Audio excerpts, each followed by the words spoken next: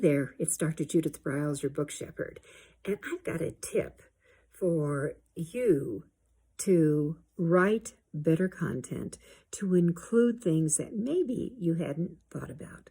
And here's what it is. Go to the Amazon.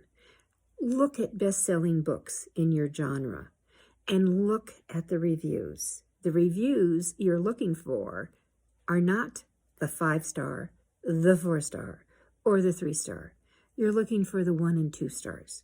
You want to see what people are grumbling about. What's missing in this book?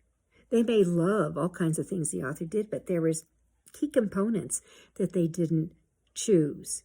That could be the trigger for you thinking, aha, I need to include that in my book. It's a quick idea. It's a short way to find out some things that a lot of times we don't think about, because there seems to be a common way that everyone has to include this, this, and this. But what do they forget? Because your readers, other people's readers, will tell you.